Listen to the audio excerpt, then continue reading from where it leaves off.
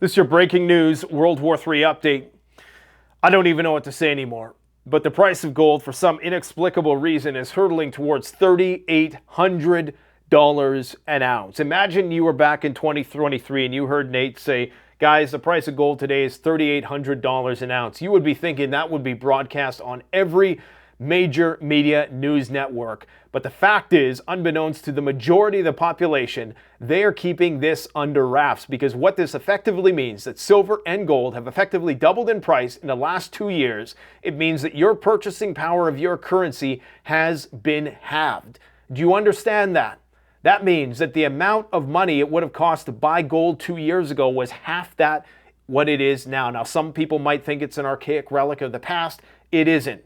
This is the cardinal. This is the fundamental monetary medium that drives all geopolitical exchanges in finance. And it underlies the entire fiat-based system. And it is flashing red. The higher this number goes, the more conflict and turmoil you are going to see, which is exactly what we are seeing all around the world today. This is breaking news. We have more drone sightings at Copenhagen Airport. Now, it's important to put this in context. Again, things are happening so fast now, it's easy to forget what just happened 24 hours ago. Well, over the weekend, there were a series of cyber attacks that brought many flights to a standstill across many different major cities in Europe.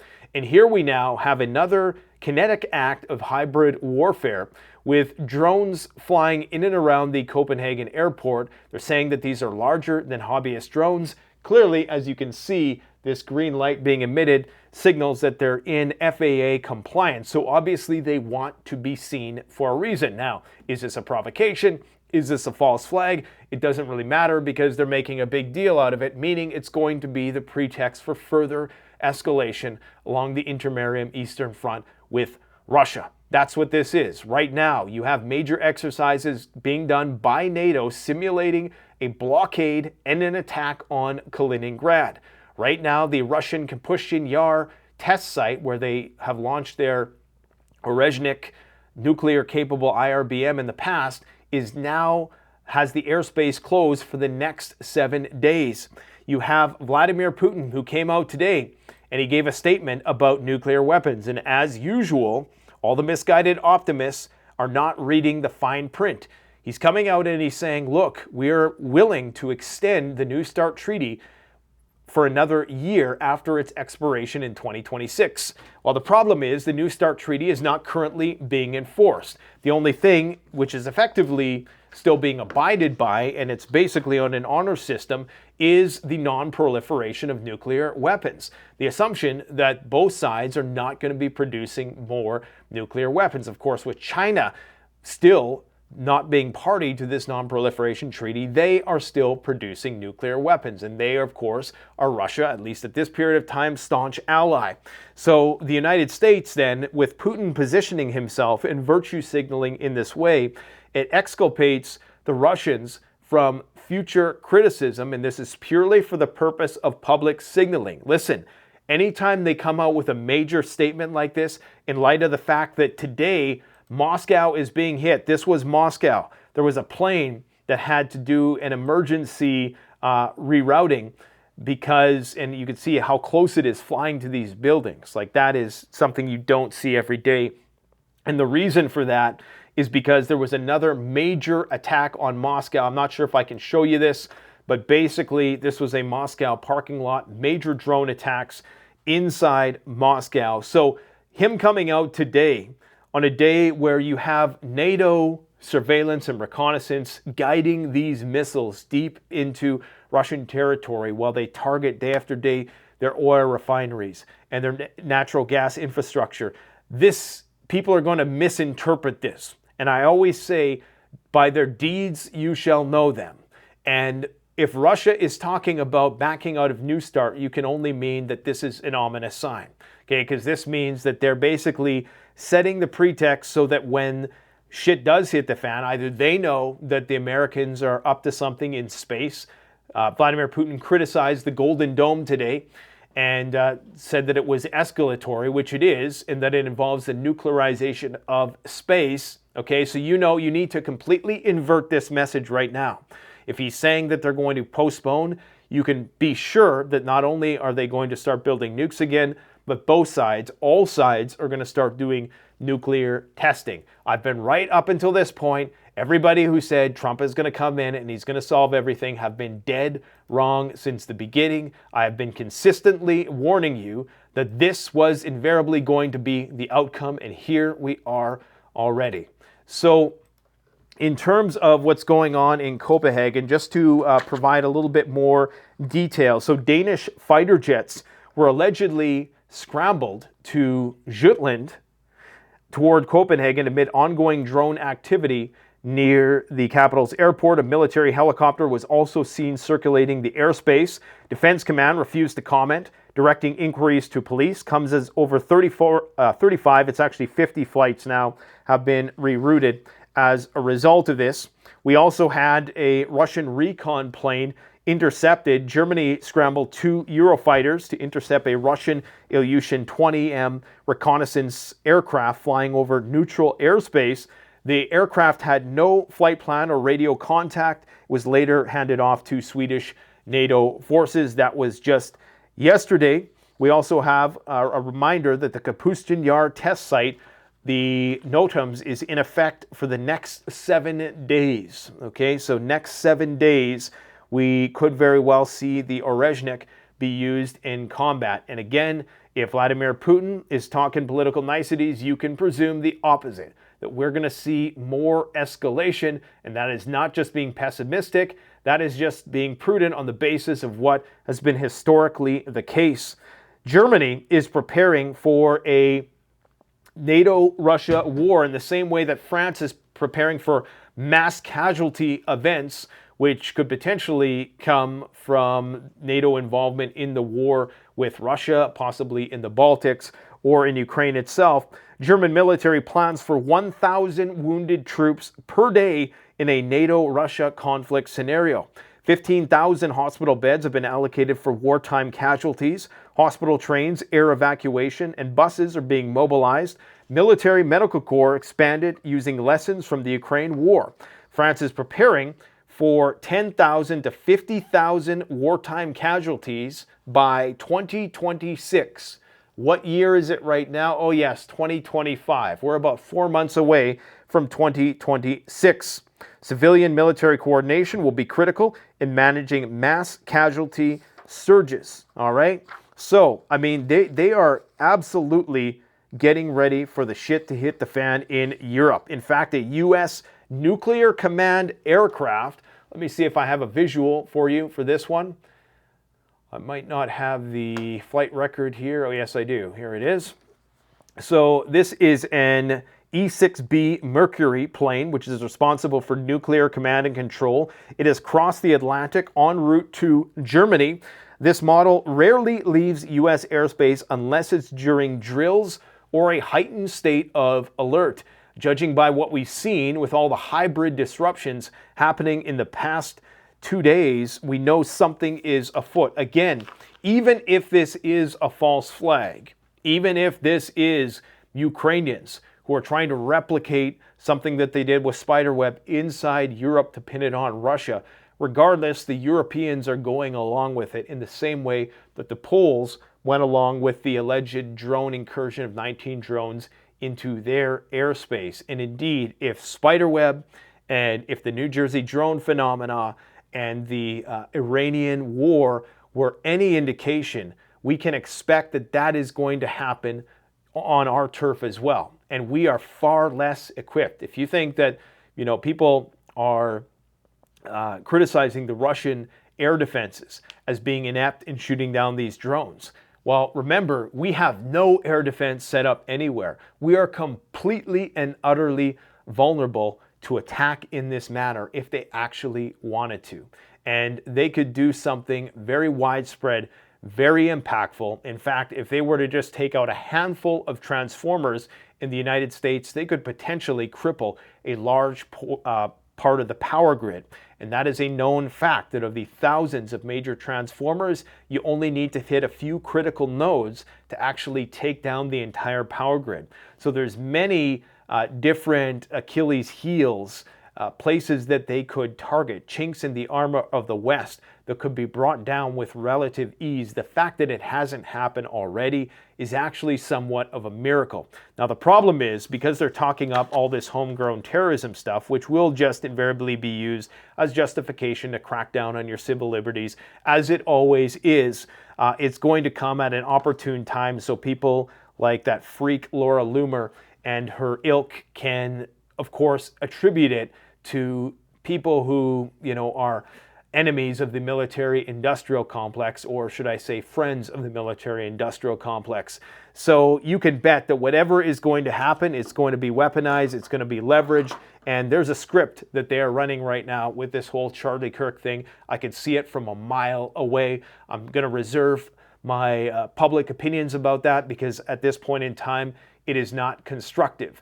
Everything will become very clear very soon what the long-term plan is with all of this, okay? The UK conducted an unannounced test of a Trident II D5 intercontinental ballistic missile towards the South Atlantic. This was an unannounced nuclear missile test. Now, obviously, it didn't contain nuclear material, but it's the delivery platform that counts. Trident D5 carries multiple nuclear warheads, confirming active readiness posture. The fact that this was unannounced, especially in light of what's going on with Russia right now, that they had the discernment to not react and to not get involved in any way or misinterpret this as a real world, because of course, when everybody's on a razor's edge, this could have been interpreted as a real world attack, and that would have potentially caused Russia to do something that the entire world would be regretting for the rest of our civilization, whatever remains of it anyways.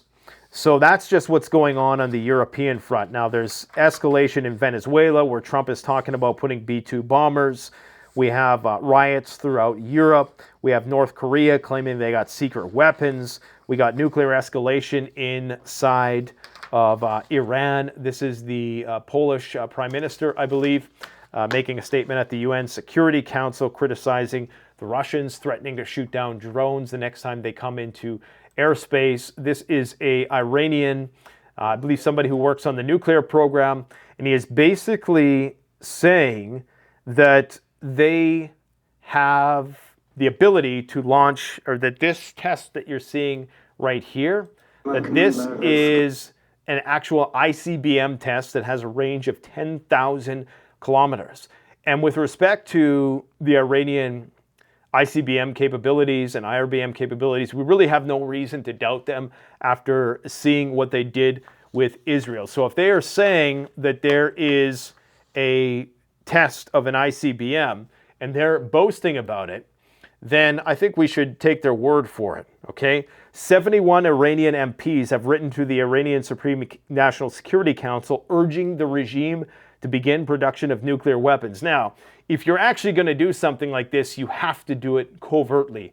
So I highly doubt that they're not going to publicize it. If anything, I would presume that this will get shot down publicly, so to create some plausible deniability, because again, with North Korea and many of these countries, you need to do it in secret. You need to do a demonstration. You need to do a nuclear test, okay? And you need to have at least 10 to a dozen of these things at the ready to deploy to be an effective nuclear deterrent. And you say, if you attack us again, we're going to start launching nukes and we don't give a fuck what the outcome is. That is the only way you deal with the West, who is playing to win. We are unrelenting. We are playing to win. We're not pissing around, okay? When we're going for regime change, we're going all the way. A lot of these other countries seem to just think that you can, bargain and reason with the predator. The gazelle cannot bargain and reason with the apex predator. So until these countries like Iran figure it out, you just got to build them, man, and that's all there is to it. I'm not condoning any sort of nuclear war, but the fact is, seeing what we've already seen, they tried to assassinate your entire leadership, and if you don't think they're going to try to do it again, well, Darwin has your number. Mayor's news agency confirms that Russia is expecting to build 8 nuclear power plants in Iran, deepening nuclear cooperation. I'm not sure when they're going to be able to do this too. What are they talking, 2050, 2060, 2070? When is Russia going to have the wherewithal in order to start building nuclear power plants inside Iran. What Iran needs to do is form a nuclear pact. That is what can prevent full-blown Gog versus Magog nuclear Armageddon in the Middle East. That's the only thing that can prevent it at this point in time, is some sort of pact. Because what's going to happen is the Iranians are going to be forced to get nuclear weapons, and then we're going to start seeing nukes fly back and forth between Israel and Iran, and that's not going to end well for anybody in the region, because of course this is why the Saudis have entered into a nuclear deal with the Pakistanis as of recent. Guys, all of these things are interconnected. Iran is now threatening withdrawal from the Non-Proliferation Treaty. Again, if they were smart, they would continue to just pretend to be good little, what's the word I'm looking for, quislings of the West, and just pretend, and then build a nuclear weapon in secret, which is, quite frankly, probably what they're doing. Do I think that the Iranians have any intention of nuking the West? Of course not. Why would they? We're the ones who want their oil. That's abundantly clear at this point in time. Whether you think the Iranian regime is immoral, you might not like the Shiite philosophy, you might not like the Sharia law and things of that nature, but the fact of the matter is we were over there fucking with them. And so, yeah, I mean, in terms of, there is no moral high ground for us to stand on here, is what I'm trying to say. We are on the brink of a military nuclear hybridization of the Iranian state, according to an anonymous EU diplomat. They have also canceled their annual military parade, citing a need for heightened states of readiness. And air defenses today were active over Masad, Tabriz, Isfahan, and South Tehran, with reports of explosions over Nimatabad. Now, I think there was some kind of exercises being run there, but it's yet to be confirmed.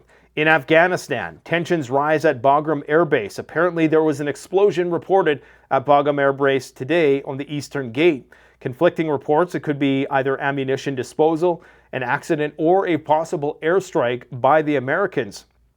This occurred hours after Trump threatened Afghan leaders over U.S. access to the base.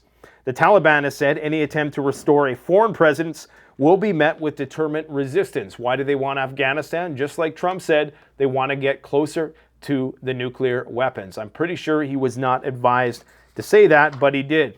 In terms of Venezuela, the military buildup continues, as you can see in this infographic here. We have the Vikings, a Marine Fighter Attack Squadron, the F-35s. We have Thunder Chickens, a Marine, it looks like AVHB-8B Harriers. We have Poseidon aircraft, we have Ospreys, we have Globemaster, Galaxy, Stratotankers, as well as a variety of warships.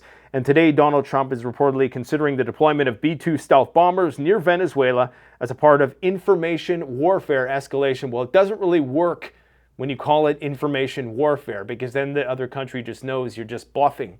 So clearly, either they're going to use them or they're not, or they really are going to use them and they're just calling it information warfare to try to stoke complacency. Contingency plan includes actual strategic strikes if Maduro regime escalates. I believe Maduro was recently banned from, what was it, YouTube?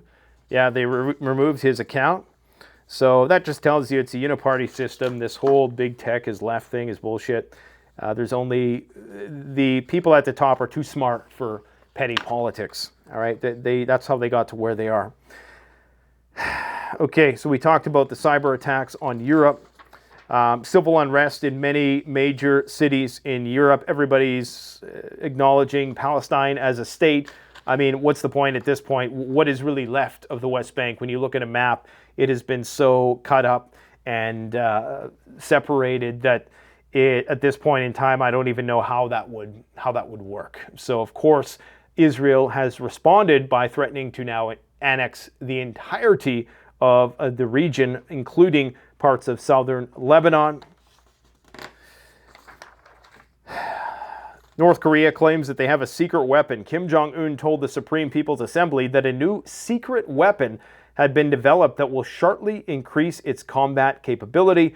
No further detail, but timing coincides with increased tensions in the region. So is it something hypersonic? Where are the North Koreans getting the money for this? And have we really been lied to about gross domestic product being an accurate measure and reflection of a country's ability to muster military force? Is it really that important if a country who's as impoverished as North Korea can build nuclear submarines, intercontinental ballistic nuclear missiles? They recently showcased some of their drones and their 13-axle missile launchers. I believe they're 11 to 13-axle. I mean, the stuff that they're building is really incredible for a nation of 25 million people who have been drastically impoverished and malnourished for many decades. Are we being lied to about GDP and its significance, considering that the higher the GDP, typically all those countries are in major amounts of debt, which is equivalent to their annual GDP output. So the debt to GDP is usually at parity. So I'm suspecting that, countries like Russia and North Korea and even Iran to a certain extent are showing us that we're being lied to about these countries' capabilities and associating resource-based wealth and the ability of the military industry to produce, equating that with GDP is a potential misnomer. Now, this is interesting. This is David Petraeus doing the John Cena thing, talking to this guy in Arabic. And this is the Julani, the former Al-Qaeda leader who's in New York City in and around the time, not too far from the anniversary of 9/11. And to see a former general who was at war in Iraq with these guys sit down and have this conversation is just silly. It's completely silly, to say the least. Trump is rolling out the $1 million gold card because I guess they weren't selling at $5 million. In Canada, there's a lot of stupid shit going on. Look at this army of bureaucratic, useless, just following orders morons who are going to go and cull a bunch of ostriches because apparently they're in non-compliance with some sort of avian flu order that seeks to cull all the birds even though they have immunity. So you have this army of bureaucrats, right? This costs probably over $1 million to get all these guys out here, not counting, and a lot of these guys know that this is bullshit, but they're going to follow orders, right? That's the thing. Even if they know that what they're doing is wrong, the obedience studies in social psychology tell us that even if you know something is morally wrong, you will likely follow through because you don't want to get in trouble, especially if somebody else is willing to take the blame. So you got all these guys who know this is bullshit, right? In their trucks, in their vehicles, millions of dollars to facilitate this bullshit ostrich cull. And if you think that they're not going to muster the resources to take the guns, I see a lot of people who have rose-colored glasses with respect to, oh, well, they're not going to have the resources to take the guns. Look what they're doing for some fucking birds, I guess ostriches are birds. I know they're a weird kind of bird, but I guess that's what they're classified as. I guess that's why they have avian flu or were exposed to it. Regardless, this is crazy. This is absolutely crazy. The amount of resources that are being committed to a complete non-issue just to scare people. And if you think it's going to stop at ostriches, it's not. It's going to spread into backyard chickens eventually. This is all a trial run for that. So, just think about how much of our resources, how much crime is happening in your inner city right now. The cost of living, and here we are. We can't even build roads. We can't even build high-speed rail. And they're wasting all this fucking money on this bullshit. Pardon my language, but this really pisses me off, especially seeing as tomorrow they're going to be rolling out their gun ban buyback plan. Apparently it's capped at $740 million. That means if you don't get in before that $740 million, you're not getting any money left for the voluntary buyback, and you're just going to go to jail. So that's what they're getting ready for. So hopefully Pierre can turn that ship around. I'm not sure. Now, this is a massive Attack concert, a band I used to really enjoy. They're definitely getting up there in years, as you can see from the singer there. But they did something interesting at one of their concerts. So they have cameras, and they're pulling people's faces from the audience, and they're just showing the surveillance technology. So they're able to find people from the audience using their, their face and facial recognition, and maybe going and searching on the internet for what their name is, and then they're broadcasting that. Now, this might be something that's related to their ticket, but clearly they're trying to make a point that, you know, the surveillance state is getting out of control. So yeah, this is that. I don't know if I can play it because the sound is probably copywritten, but these are some National Guardsmen just walking around the streets. Of course, now they're armed, and somebody is trolling them by playing the Empire Strikes Back theme from Star Wars. That's what's going on, my friends. I got to get going here because, quite frankly, this has me very spooked. This has me very, very spooked. Something big is coming down the pike. I'm not sure exactly if it's going to be a financial implosion. It very well could be. But I think this signals that another war is most certainly in the cards. I can't see us getting to 4,000 without another theater opening up. If you want to support the channel, the best way to do that is to like, comment, subscribe. Go check out the Canadian Prepper channel. Show that channel some love. It's now been relegated purely to practical how-to videos where we discuss various preparedness concepts, actionable information that you can actually, hopefully, utilize in order to get yourself better squared away. We still have our 25% off sale at CanadianPreparedness.com. The warehouse is really starting to get thin, so I would encourage you to seize on the opportunity. Whatever you can find, scoop it up, 25% off. We can ship to Europe. We can ship to Canada. We cannot, unfortunately, ship to the United States because of all the Trump tariff stuff, and it's not my choice. I would love to do it if we even had a mechanism to do it. The problem is we don't have the mechanism to do it, and every time I send stuff down there, some idiot at the border rummages through the package, they send it back, so then we get stuck with not only costs of attempting to ship it to you, but costs of shipping it back. Sometimes they confiscate things, so it's just a bureaucratic red tape nightmare to try to send anything down south. I love all the people in the States that have supported the store. The majority, I would say about half our customers at one point were American. In the past few years, it's kind of been more like 70-30. But I appreciate all my American customers that I've had over the years, and I wish I could have extended this offer to you. I gladly would have. Unfortunately, there is no mechanism in which we can do it because the recent tariff policy and the prepaying of tariffs and stuff has just made things very complicated.